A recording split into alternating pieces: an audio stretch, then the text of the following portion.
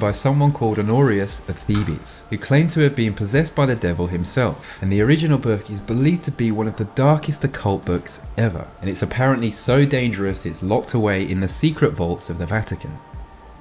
Not much is really known about the text, apart from the fact it was written in 1512, and variations of it have been published, and that it contains information on how to summon some pretty nasty demons. Oh, and the fact that anyone who reads it is offering their soul to the devil. I've heard of the Grand Grimoire. I don't personally believe in curses. I feel like I could write a book and say, this is how you summon me, and it's cursed if you read it, and people will believe it. And then they'll lock it away in a secret vault and no one will want to touch it. But we'll see. Maybe I'll play around with it. I want to hold the Grand Grimoire, but I can't. It's locked away. But maybe one day.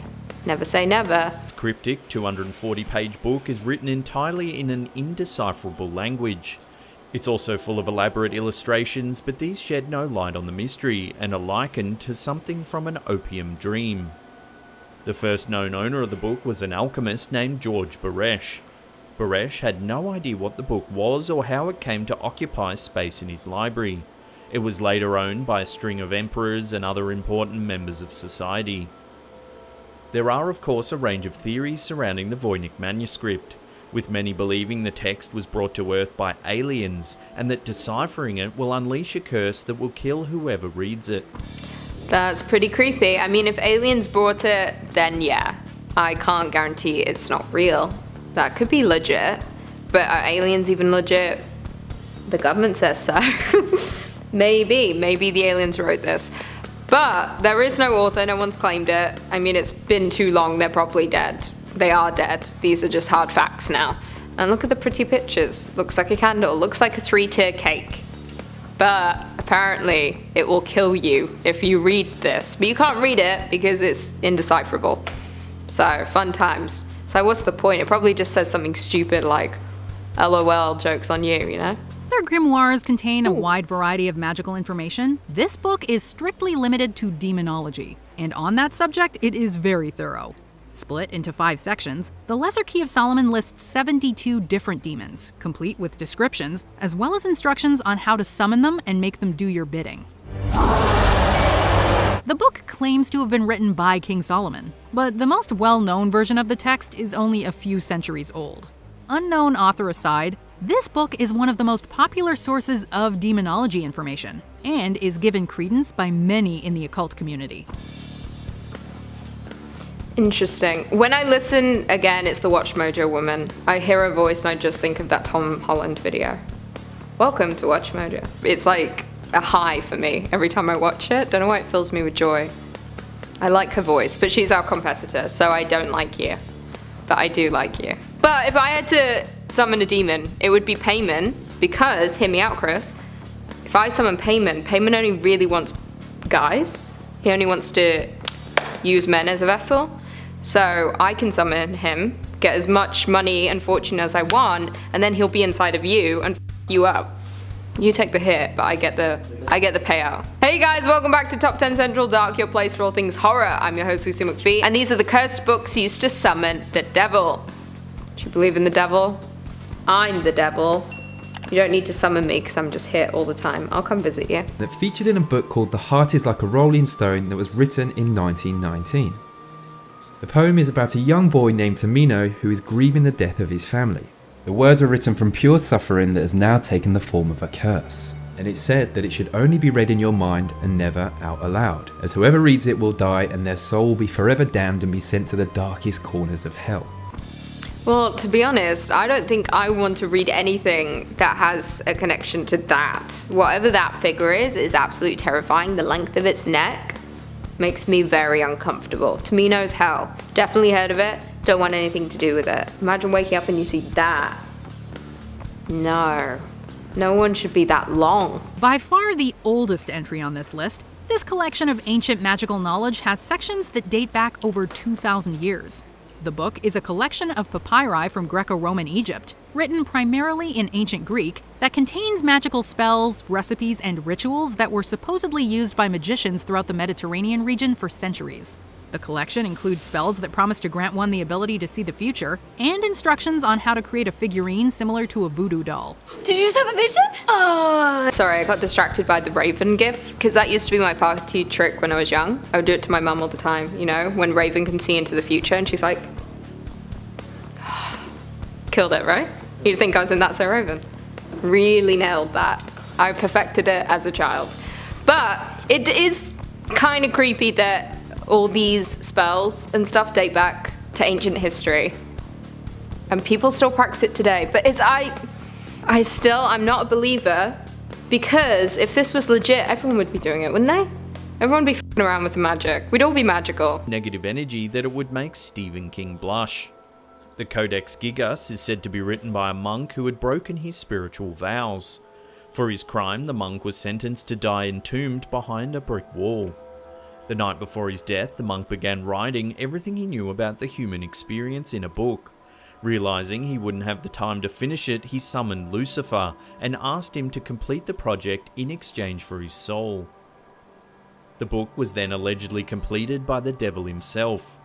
It's overflowing with dark rituals and imagery, and even includes 19-inch drawings of the devil and other demonic entities. Pretty interesting. A monk broke their vow, which I'm not really sure what monks' vows are. Is it just to be silent? They don't really talk. They probably don't have either.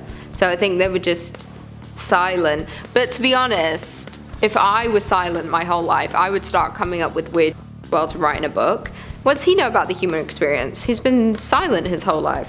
What are you doing? Like, you exploring the world? I don't think so. I think you're just sitting silently and then coming up with weird. Then you put it in a book and you're like, the devil finished it. What a guy. Published in Switzerland in 1575, this book won't tell you how to perform dark magic to harm others, but it will tell you how to live a kind, honest, and charitable life. Though it deals with matters of the occult, the most frequently cited work in the Arbatel is actually the Bible. The overarching theme of this grimoire is the positive relationship between humanity and the heavens. If you want to learn how to recruit the help of angels and other benevolent spirits in your life, this would be the book to use. Huh? Okay, this is like a book for good. Can't really tell. They reference the Bible. Again, I'm definitely Team Lucifer. I did get yelled at for a previous video because they were like, you're spreading misinformation. I was like, I don't really think I am. Didn't Lucifer, he rebelled because he was like, free will, do what you want, even if it's bad. And God was like, no, I plan your life. Like, I believe in free will. I would have gone with Lucifer. I'd been like, peace. Heaven's boring anyway. Why would you want to go there? Hell's where it's at. I'm going to be down there. You'll be down there as well, Chris. I'll see you there. Yeah, payment will be in you. Written by Abraham for his son Lamech. It was translated to English in the year 1900 and quickly developed a reputation for being cursed. Abraham believed that every person had their own unique personal demon. Through this book, readers could learn rituals and bring their own personal demons under control. They could then learn to perform supernatural feats using sigils of magic words on a grid. But this book has a huge downside. It's believed anyone with a copy in their possession will be haunted by spirits from another realm. They'll also experience terrible luck that will ultimately bring about their demise. This book apparently unlocks an inner demon. I mean, I think this is just like talking about personalities within people, is it not? We've all got demons. I've got many. They're my different personalities, and they're all but I don't need a book to know that, and they can come out whenever they want. And I'm powerful in my own way. I don't need to fly. Overrated, to be honest. Walking's just as good. The Book of Saint Cyprian. There are actually multiple grimoires attributed to this 3rd century figure, a pagan magician who converted to Christianity and was martyred, at least according to legend. The most fascinating text is arguably the Portuguese version, dating back to the 19th century. It includes a description of the legend of Saint Cyprian and instructions on alchemy, divination, exorcism, and love magic. You just need a little spark of magic.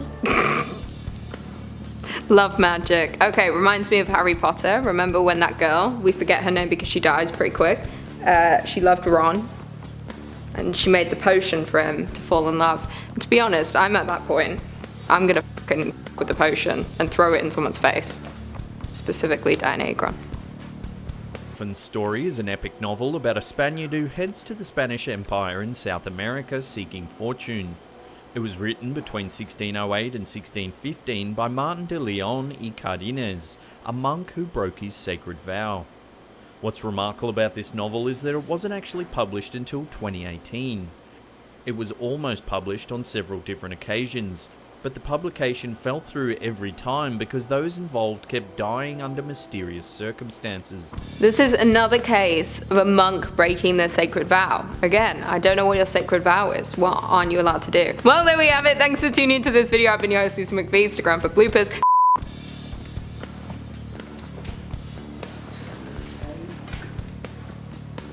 Just saying. Walk around and stuff. I want long legs to see above other things. And I want long arms to slap people with. That's why. That's what they were saying back in the day. Oh man. I think I'm quite over time. What am I on? 6. I've got a while to go. You might need to come back. I'm not sure though. Already forgotten what this one was. Sorry, cut that. I've done that before, made jokes about what am I? Sorry, that was the demon personality within me, one of the many. But to be fair, if I was a monk, which I'm not allowed to be because I'm a woman, I would break my vow. So it came out because I summoned it. Cut that last line. I hate when you go silent because you just want me to keep talking and it pisses me off because I want to. I hate silence.